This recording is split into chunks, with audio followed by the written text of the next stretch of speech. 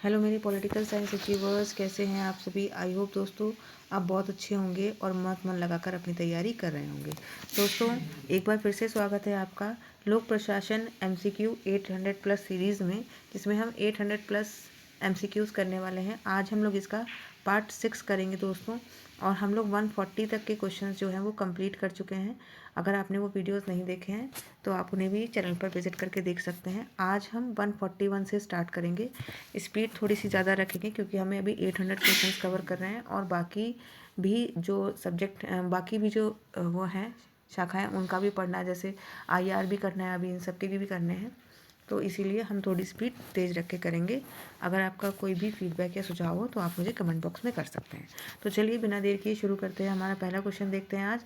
Bureaucracy and political development ग्रंथ को किसने संपादित किया है। कौन सी पूछ रहा है, ब्यूरोक्रेसी एंड पॉलिटिकल डेवलपमेंट। तो ये किसका है दोस्तों, एडवर्ड बेडनर का, ला कोलम्बोरा का, पीटर ब्लाउ का, या उपयुक्त में से कोई नहीं।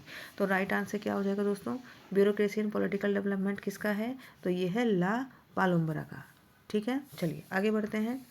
प्रशासन में सरकार एक सार्वभौमिक तत्व है, यह कहने वाला विद्वान कौन है। H फाइनर, LD white, JH Williamson, या उपयुक्त में से कोई नहीं। तो इसका सही आंसर हो जाएगा दोस्तों H फाइनर। ठीक है, H फाइनर ने कहा है कि प्रशासन में सरकार एक सार्वभौमिक तत्व है। आगे बढ़ते हैं, अगला क्वेश्चन देखते हैं। सभी प्रकार के प्रशासन का अर्थ प्राधिकार है, यह विचार किसका है। हर्बर्ट साइमन का, हेनरी फ्योल का, मैक्स वेबर का, या वुड्रो विल्सन का। तो इसका सही उत्तर क्या हो जाएगा दोस्तों, इसका सही उत्तर हो जाएगा आपका option number C, Max Weber का। ठीक है, सभी प्रकार के प्रशासन का अर्थ है प्राधिकार।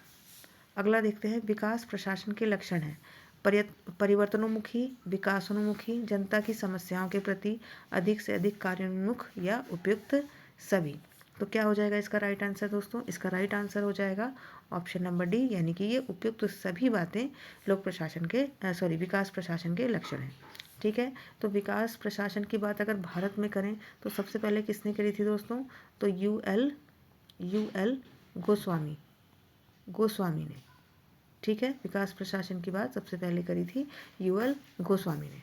ठीक है, उसके बाद हम देखते हैं विकास प्रशासन का जो अग्रणी विचारक है, यानी कि जिसने बहुत ज़्यादा काम किया है, वो है एडवर्ड बिडनर। ठीक है, एडवर्ड बिडनर, आप नाम याद रखिएगा। ये बहुत ही फेमस और मेन कह सकते हैं स्कॉलर है विकास प्रशासन में। ठीक है, आगे बढ़ते हैं, अगला क्वेश्चन देखते हैं। निम्नलिखित में से कौन सा सही सुमेलित है, बताना है आपको। विकास प्रशासन और परंपरागत प्रशासन में आपको बताना है। रूढ़िवादी, परिवर्तनोन्मुखी। तो देखते हैं अगला क्वेश्चन दोस्तों। देखिए एक बार फिर से 145 को देख लेते हैं, क्योंकि आधा क्वेश्चन इस पेज पे और आधा दूसरे पेज पे है। एक बार फिर से इसको सही से देख लेते हैं। निम्नलिखित में से कौन सा सही सुमेलित है, आपको बताना है। एक और विकास प्रशासन दिया है और दूसरी ओर दिया है परंपरागत प्रशासन। पहला कह रहा है रूढ़िवादी और परिवर्तनोन्मुखी। बी ऑप्शन कह रहा है औपनिवेशिक और लोकतांत्रिक। सी ऑप्शन कह रहा है संकुचित क्षेत्र और कार्यों का विस्तार क्षेत्र। और चौथा कह रहा है जन सहभागिता और नौकरशाही पर निर्भरता। तो आपको बताना है क्या होगा सही उत्तर इसका। ठीक है दोस्तों, तो आपको इसमें बताना है कि क्या सही होगा। ठीक है, तो ये विकास प्रशासन की विशेषता है। ठीक है, और ये दूसरी कौन सी है, ये परंपरागत प्रशासन की। ठीक है, विकास प्रशासन की और परंपरागत प्रशासन की। ए वाला ऑप्शन भी हम लोग यहाँ पे नोट कर लेते हैं, ताकि हमें पूरा क्वेश्चन यहीं पर दिख जाए और हम उसे ज़्यादा अच्छे से समझ सकें। ठीक है, तो इसमें यहाँ पे ए वाले ऑप्शन में पहले है रूढ़िवादी और दूसरा कह रहा है परिवर्तनोन्मुखी। ठीक है, अच्छा क्वेश्चन है ये। देखिए अब इसको समझते हैं। इसमें एक और विकास प्रशासन दिया है और दूसरी ओर दिया है, एक और विकास प्रशासन दिया है और दूसरी ओर परंपरागत प्रशासन जो है वो दिया है। ठीक है, इसमें बताना है आपको कौन सी विशेषता है। तो विकास प्रशासन की रूढ़िवादी विशेषता है, बिल्कुल भी नहीं। क्या परंपरागत प्रशासन परिवर्तनोन्मुखी होता है, बिल्कुल भी नहीं। विकास प्रशासन औपनिवेशिक है? नहीं। लोक परंपरागत प्रशासन लोकतांत्रिक होता है? नहीं। विकास प्रशासन संकुचित क्षेत्र है? नहीं, इसका विकसित क्षेत्र है। और परंपरागत शासन में कार्यों का विस्तृत क्षेत्र होता है? नहीं, इसका क्षेत्र संकुचित होता है। यहाँ पे उल्टा है। ठीक है, तो अगला कह रहा है विकास प्रशासन जन सहभागी होता है? बिल्कुल सही है, जन सहभागी होता है। और दूसरा, परंपरागत प्रशासन नौकरशाही पर निर्भरता होती है? बिल्कुल सही होती है। तो इस प्रश्न का सही उत्तर क्या हो जाएगा दोस्तों? इसका सही उत्तर हो जाएगा ऑप्शन नंबर डी। चलिए आगे बढ़ते हैं, देखते हैं अगला क्वेश्चन। अगला क्वेश्चन है हमारा, पद वर्गीकरण का क्या तात्पर्य है? पहला ऑप्शन है प्रत्यायोजन समन्वय। दूसरा ऑप्शन है कर्तव्यों और दायित्वों के आधार पर पदों का समुदायीकरण। तीसरा है पदों का औपचारिक रूप से जोड़ना। चौथा है उपयुक्त में से कोई नहीं। तो 46 के लिए हमारा आंसर क्या हो जाएगा? पद वर्गीकरण का क्या तात्पर्य है? तो इसका आंसर हो जाएगा ऑप्शन नंबर बी, कर्तव्यों और दायित्वों के आधार पर पदों का समुदायीकरण। ठीक है, अगला क्वेश्चन देखते हैं, भारत में सेवाओं का वर्गीकरण किस अधिनियम के अंतर्गत किया गया था? पहला ऑप्शन है भारत सरकार 1935 अधिनियम के द्वारा, या बी फंडलेटर एक्ट के द्वारा। तीसरा लोक सेवा वर्गीकरण नियंत्रण तथा अपील नियम द्वारा, या चौथा उपयुक्त में से कोई नहीं। तो क्या हो जाएगा इसका सही आंसर? इसका सही आंसर हो जाएगा ऑप्शन नंबर सी, लोक सेवा वर्गीकरण नियंत्रण तथा अपील नियम द्वारा। ठीक है, ये इस क्वेश्चन का सही उत्तर हो जाएगा। चलिए आगे बढ़ते हैं, अगला क्वेश्चन देखते हैं। भारतीय संविधान की जिस धारा में राष्ट्रपति और राज्यपाल को यह अधिकार प्रदान किया गया है, यदि वे उचित समझें तो उन पदों के चयन को लोक सेवा आयोग के क्षेत्राधिकार से दूर रख सकते हैं। ये किस में दिया गया है? 320 में, 350 में, 310 में, या 315 में। तो इस प्रश्न के लिए सही उत्तर क्या हो जाएगा दोस्तों? इसका सही उत्तर हो जाएगा आर्टिकल 320 में। ठीक है, 320 इसका सही उत्तर हो जाएगा। आगे बढ़ते हैं,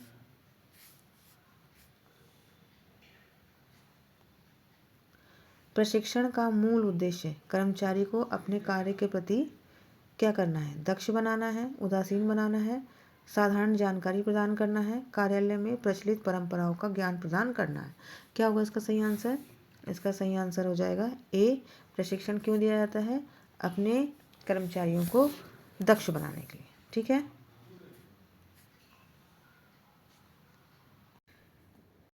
चलिए दोस्तों देखते हैं अगला क्वेश्चन 150। पदोन्नति से क्या अर्थ है? पहला ऑप्शन कह रहा है पद स्तर, सम्मान और कार्य का उत्तरदायित्व में वृद्धि। दूसरा ऑप्शन कह रहा है वेतन का बढ़ना। तीसरा कह रहा है 1 वर्ष के बाद वेतन में वृद्धि, या फिर चौथा उसी पद पर महत्वपूर्ण कार्य देना। क्या होगा राइट ऑप्शन दोस्तों? अपना उत्तर गैस कीजिएगा। तो इसका उत्तर हो जाएगा दोस्तों, पदोन्नति से क्या तात्पर्य है? तो इसका ऑप्शन हो जाएगा ऑप्शन नंबर ए। ठीक है, पद स्तर, सम्मान, कार्य तथा उत्तरदायित्व सब में वृद्धि हो जाती है पदोन्नति होने के साथ ही। ठीक है, चलिए अगला देखते हैं हम लोग। हम यह चाहते हैं कि जो कर्मचारी सेवा में हैं उनके अधिकार को पदोन्नति के पर्याप्त अवसर प्रदान करके मान्यता दी जाए। यह सिफारिश किसकी है? प्रथम वेतन आयोग की, एडी गोखला की, पाउल एपलबी की, या संथानम की? किसकी है ये? तो ये हो जाएगा इसका सही उत्तर दोस्तों ऑप्शन नंबर 151 के लिए हमारा आंसर हो जाएगा ऑप्शन नंबर ए, प्रथम वेतन आयोग की। ठीक है, ये सिफारिश किसकी है? प्रथम वेतन आयोग की। चलिए आगे बढ़ते हैं, देखते हैं अगला क्वेश्चन। पदोन्नति का आधार योग्यता होना चाहिए, न कि सेवारत कर्मचारियों की वरिष्ठता। यह सिफारिश किसकी है? अनुमान समिति की, लोकलेखा समिति की, आश्वासन समिति की, या एपलबी समिति की? तो सही आंसर क्या हो जाएगा दोस्तों? ऑप्शन नंबर बी, लोकलेखा समिति की। ठीक है, चलिए आगे बढ़ते हैं, चलिए देखते हैं अगला क्वेश्चन।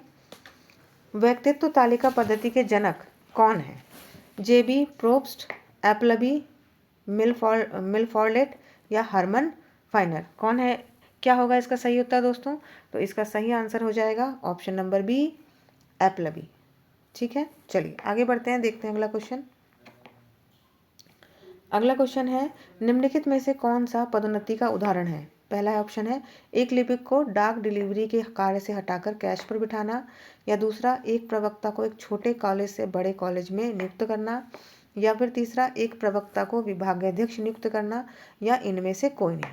तो बताइए दोस्तों, इनमें से कौन सा है जो कि पदोन्नति है? तो आपका सही राइट आंसर क्या हो जाएगा दोस्तों? 154 के लिए आपका राइट आंसर हो जाएगा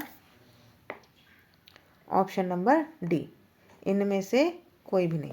क्योंकि अभी हमने पदोन्नति के विषय में क्या पढ़ा था कि आपके पद में भी बढ़ोतरी हो रही है, आपके कार्य में भी बढ़ोतरी हो रही है, आपके उत्तरदायित्व में भी बढ़ोतरी हो रही है, तो इनमें से कोई भी पदोन्नति का उदाहरण नहीं होगा। अगला देखते हैं, उचित पदोन्नति ना व्यवस्था के ना होने से इसका क्या असर होता है? कर्मचारियों का मनोबल टूट जाता है, कर्मचारियों में असंतोष, अकुशलता और अनैतिकता का संचार होता है, कर्मचारी दोगुने वेग से अच्छा कार्य करते हैं, और उपयुक्त ए और बी दोनों। क्या होगा दोस्तों, अगर मैं आपसे कहूँ आप किसी पद पे काम कर रहे हैं और आपसे कहें कि भाई आपकी पदोन्नति नहीं होगी, तो क्या होगा? आपका मनोबल गिर जाएगा, आपका अच्छे से काम करने का मन करेगा? नहीं करेगा। आपका मनोबल क्या होगा? टूट जाएगा। ठीक है, असंतोष आ जाएगा, अकुशलता, अनैतिकता, आपको लगेगा कि भाई क्या ही फ़ायदा है बहुत मेहनत करके। ठीक है, जैसे स्कूल में क्या होता था, जब मैडम अच्छा कॉपी में गुड देती थी तो लगता था बहुत अच्छे से लिखेंगे तो हमें गुड मिलेगा, एक्सीलेंस मिलेगा। ठीक है, अगर मैडम कोई भी कितना भी अच्छा हो, कितना भी अच्छा करें, तो आपका करने का मन उसे नहीं करेगा। ठीक है, चलिए आगे बढ़ते हैं दोस्तों। अगला देखते हैं, 1986 में दिए गए यूजीसी वेतनमान किसकी सिफारिश पर आधारित है? कोठारी आयोग की, चतुर्थ वेतन आयोग की, मल्होत्रा समिति की, उपयुक्त में से कोई नहीं। तो क्या हो जाएगा इसका राइट आंसर? इसका राइट आंसर हो जाएगा ऑप्शन नंबर सी, यानी कि मल्होत्रा समिति की। ठीक है, मल्होत्रा समिति की सिफारिश पर। आगे बढ़ते हैं हम लोग और देखते हैं अगला क्वेश्चन। तृतीय वेतन आयोग का गठन किया गया था, कब किया गया था? 1966 में, 1970 में, 1968 में, या 1972 में? तो कब किया गया था तृतीय वेतन आयोग का? तो ये किया गया था ऑप्शन नंबर सी, 1970 में। ठीक है, अभी तक कुल कितने आयोग गठित किए गए हैं दोस्तों? तो अभी हाल ही में 8वें वेतन आयोग के गठन करने की जो घोषणा है वो सरकार ने करी है। ठीक है, आपको ये सारे के सारे याद होने चाहिए दोस्तों कि कब कब हुए थे और कौन कौन इसके अध्यक्ष थे। ठीक है, जल्दी मैं आपको इनके पूरी सीक्वेंस का एक वीडियो चैनल पे प्रोवाइड करा दूंगी। चलिए आगे बढ़ते हैं। भारत में पहली बार केंद्रीय वेतन आयोग की नियुक्ति कब की गई थी? पहली बार पूछा जा रहा है दोस्तों, कब की गई थी? 1946 में, 1948 में, 1947 में, या 1949 में? तो क्या आंसर हो जाएगा इसका?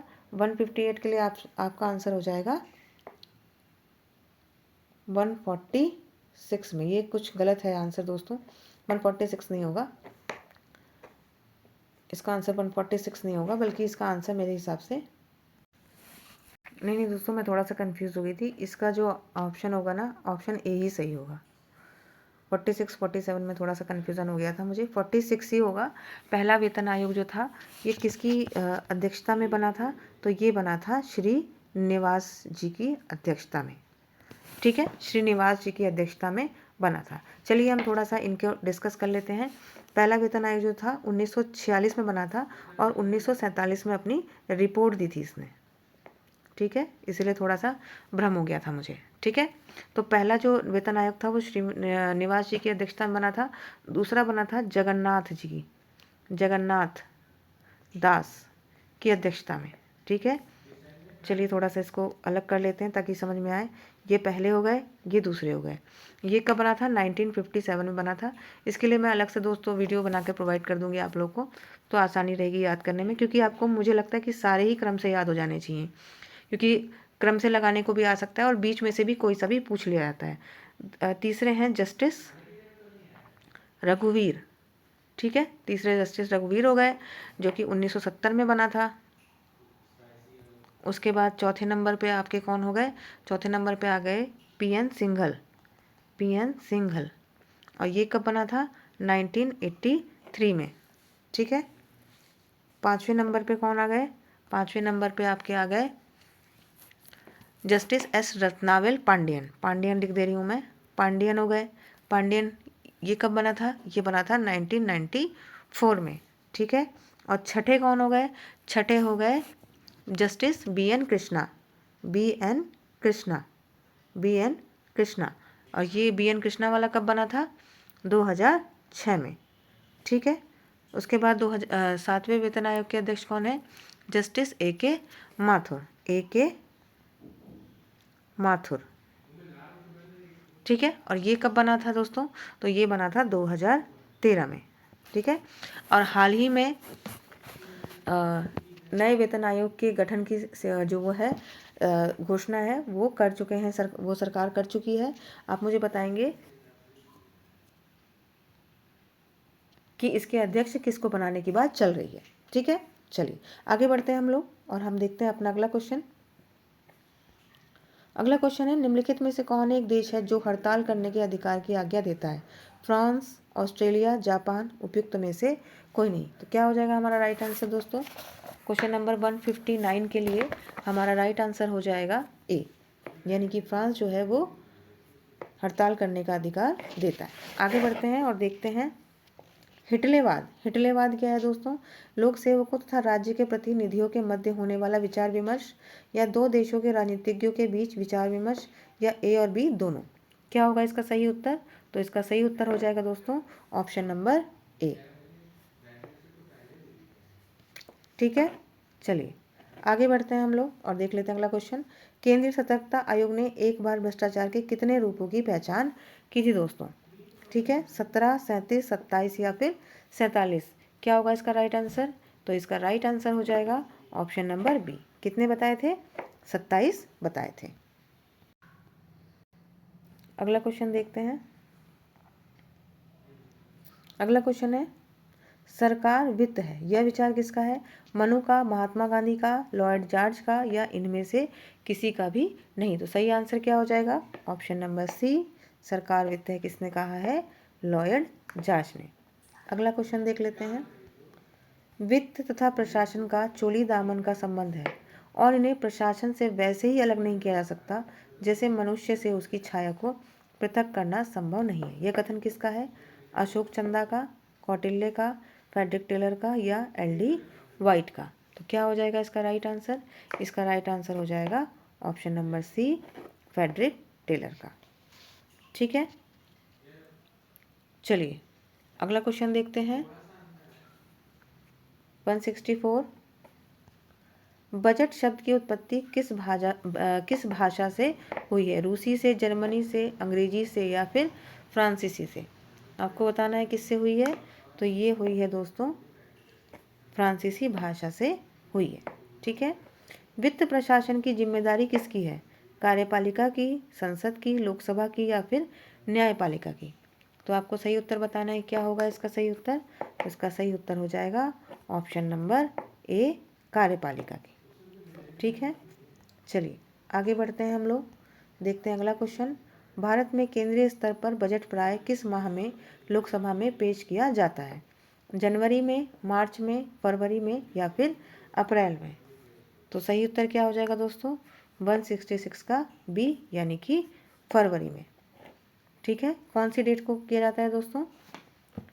आप मुझे डेट बताएंगे। अभी हाल ही में इसकी डेट्स जो हैं मोदी गवर्नमेंट ने चेंज की थी। तो आप मुझे बताएंगे कि भारत में जो बजट है वो कब पेश किया जाता है। साथ ही साथ आप मुझे बताएंगे कि आर्थिक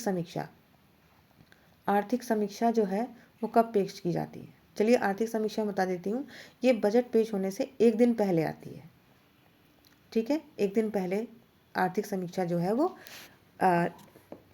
लाई जाती है। ठीक है। तो आप मुझे बताएंगे कि बजट किस तारीख को, किस दिन को वो किया जाता है, पेश किया जाता है। ठीक है। आगे बढ़ते हैं, देखते हैं अगला क्वेश्चन। राज्यसभा वित्त विधेयक को कितने दिनों के लिए मैक्सिमम रोक सकती है? 10, 14, 12 या 30? कितने के लिए रोक सकती है? तो 167 के लिए आपका आंसर कितना होगा? सभी को पता होगा दोस्तों, आसान सवाल है। ये हो जाएगा ऑप्शन नंबर सी, 14 दिनों के लिए। ठीक है। अगला क्वेश्चन देखते हैं। बजट को लोकसभा में प्रस्तुत करने से पूर्व किसकी स्वीकृति आवश्यक होती है? प्रधानमंत्री की, वित्त मंत्री की, वित्त मंत्रालय की, या फिर राष्ट्रपति की? तो बताइए दोस्तों किसकी स्वीकृति आवश्यक होती है? तो इसका सही उत्तर हो जाएगा दोस्तों ऑप्शन नंबर डी, राष्ट्रपति की। आगे बढ़ते हैं और देखते हैं क्वेश्चन नंबर 169, भारत में बजट पारित करने में अंतिम जिम्मेदारी किसकी है? लोकसभा की, राज्यसभा की, संसद या फिर राष्ट्रपति की? सही उत्तर बताना है आपको। आपका सही उत्तर क्या होगा? तो इसका सही उत्तर हो जाएगा दोस्तों, किसकी होती है बजट पारित करने की अंतिम जिम्मेदारी किसकी होती है दोस्तों? तो इसमें मेनली कौन जिम्मेदार होता है? वैसे तो संसद करती है, लेकिन अधिक भूमिका किसकी होती है? लोकसभा की होती है। आगे बढ़ते हैं, देखते हैं रेल बजट संसद में कौन पेश करता है। ठीक है, रेल बजट बनाना है आपको, ये कौन पेश करता है? तो वित्त मंत्री, वित्त राज्य मंत्री या प्रधानमंत्री या रेल मंत्री? ठीक है, कौन पेश करता है रेल बजट? तो रेल बजट दोस्तों रेल मंत्री ही जो थे वो किया करते थे। भारत में दोस्तों पहले क्या होता था कि जो बजट होता था, बजट में अलग से क्या किया गया, रेल बजट को अलग कर दिया गया। ठीक है, रेल बजट को अलग कर दिया गया। और ये कब कर दिया गया दोस्तों? अलग कब कर दिया गया? तो ये कर दिया गया 1924 में। ठीक है, 1924 में इसे रेल बजट को और जो केंद्रीय बजट होता था उन दोनों को क्या कर दिया गया? अलग अलग कर दिया गया। अब ये अलग अलग पेश होते थे। ठीक है, उसके बाद क्या किया गया है? 2017 में रेल बजट और जो आम बजट होता है, केंद्रीय बजट, इन दोनों को फिर से क्या कर दिया गया? वापस से मिलाकर एक, अब दोनों क्या हो गए? अब एक ही संघीय बजट पेश होता है। ठीक है, अब एक ही संघीय बजट जो है वो पेश होता है। पहले 1924 में क्या किया गया था?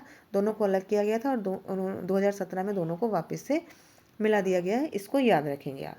ठीक है, चलिए इसके अलावा बजट शब्द की बात कर लेते हैं। अभी हमने कहा था कि ये फ्रांसीसी शब्द से निकला है। किस शब्द से निकला है? बूजट शब्द से निकला है। बूजट शब्द से। और बूजट का अर्थ क्या होता है? चमड़े का थैला, चमड़े का थैला। ठीक है, और ये क्यों कहा जाने लगा बजट दोस्तों? तो जिन्होंने पहली बार, जेम्स करके कुछ नाम था उनका, जिन्होंने पहली बार हाँ जेम्स विल्सन नाम था उनका, जिन्होंने पहली बार बजट प्रस्तुत किया। ठीक है, 18 फरवरी 1860 में जेम्स विल्सन ने अपना बजट पेश किया। तो वो एक चमड़े के थैले में लेकर आए, तो सबने उनको मजाक में कहा उपहास में कि इन्होंने बूजट खोला, बूजट खोला। वहीं से ये शब्द निकल के आया कि बजट। तो इस तरीके से जेम्स विल्सन को ही बजट पद्धति का जनक भी माना जाता है। ठीक है, याद रखेंगे, आपसे पूछे कि जेम्स विल्सन जो हैं वो बजट पद्धति के जनक भी है। जेम्स विल्सन को ही बजट पद्धति का जनक भी है जो वो माना जाता है। ठीक है, अगर भारत की बात करें तो भारत में बजट बनाने का दायित्व किसका होता है? वित्त मंत्रालय का होता है। और पेश कौन करता है दोस्तों? तो ये करता है वित्त मंत्री। ठीक है, वित्त मंत्री इसको पेश करता है। ठीक है, आई होप आपको यहाँ तक की सारी चीज़ें क्लियर हो गई होंगी, और मैंने आपको मेन चीज़ों का जो था वो भी सारा कुछ रिवाइज करा दिया। अच्छा दोस्तों, मैंने अभी एक सवाल पूछा था आप लोगों से कि बजट जो है वो किस दिन पेश किया जाता है। ठीक है, तो पहले ये फरवरी के लास्ट में पेश किया जाता था, लेकिन अब कब किया जाता है दोस्तों? तो अब इसकी डेट फिक्स है, अब ये 1 फरवरी को पेश किया जाता है। ध्यान रखेंगे इस चीज़ को।